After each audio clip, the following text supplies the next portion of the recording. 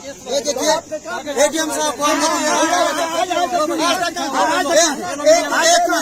एक महीना 17 दिन हुआ, 1 महीना 17 दिन प्रशासन जब हमने धरना प्रदर्शन किया तो प्रशासन जाग रहा है।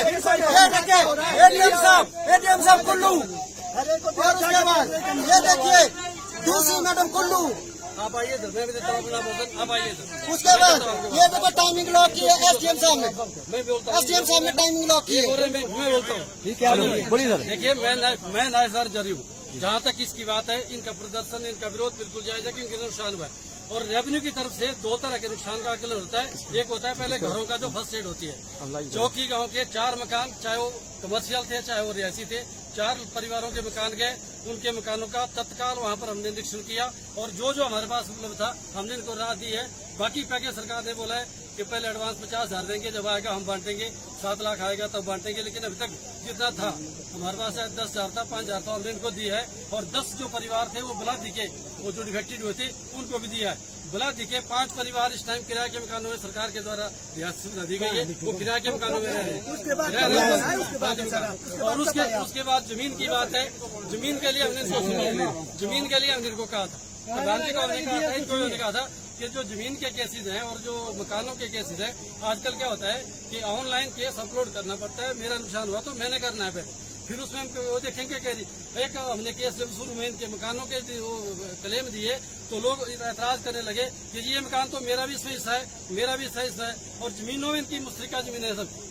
एक जो खेत गया उसमें 4-5 लोगों के इनके जमीनों पे हिस्सेदारी वहाँ पर। तो हमने बोला मौके पर मान लीजिए हम 4 भाई है, एक खेत चला गया, उस खेत को मैं कास्ट करता हूँ, 3 भाई कास्ट नहीं करते, लेकिन क्लेम के टाइम में तो 3 भाई भी खड़े हो गए कि मेरा भी हिस्सा है। तो हमने कहा कि जो आदमी वहाँ पर मौके पर कास्ट करता है वो आदमी अपना सर्टिफिकेट ले ले, एनओसी 3 भाइयों से अपलोड करके देते, उसका निवारा हो जाएगा।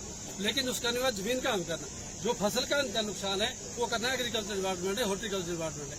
पौधों का जो लिखा के पेड़ों का नुकसान है वो भी जायज है, लेकिन वो हॉर्टिकल्चर करेगा। हमारे पास केवल जमीन का और मकानों का है, वो हमने किया है। बलादी गांव में 3 दिन तक राशन हमने चौकी वालों को पता होना चाहिए, डिपू से लेकर के हमने राशन वहाँ पर दिलाया। ये लोगों को रहे कि कोई नहीं यहाँ पर आया, कैसे नहीं आया, जो राशन कैसे पहुंचा वहाँ पर जाकर के 1 महीने से 3 दिन हम वहाँ पर रहे। इसके बारे में मैं कुछ कहना चाहता हूँ।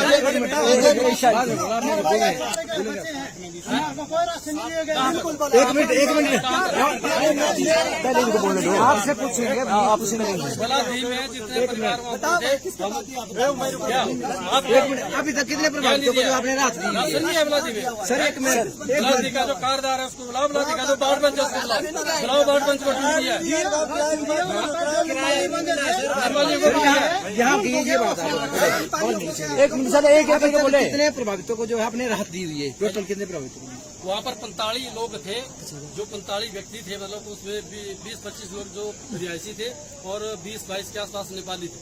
45 लोगों को 3 दिन तक राशन हमने वहाँ पर पहुँचाया है, आटा चावल दाल जो मिलता है। और वो स्पेन के थ्रू भेजा है, वो स्पेन वाला भी वहाँ पे जिसके थ्रू भेजा है, और चौकी की स्पेन से भेजा है। पार ही नहीं के लोगों को भी दिया, वहाँ का बाढ़ पंच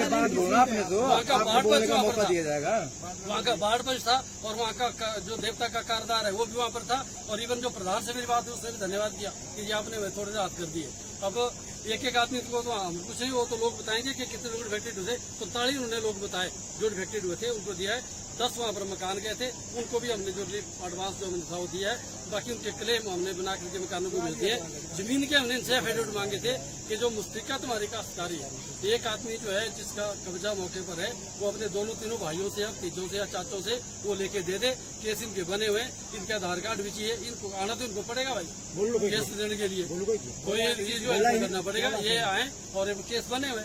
बाकी जो एग्रीकल्चर हॉर्टिकल्चर हम ऊपर इनकी बात पहुँचा देंगे, उन्होंने मौका दिया, हमने पहले बताया।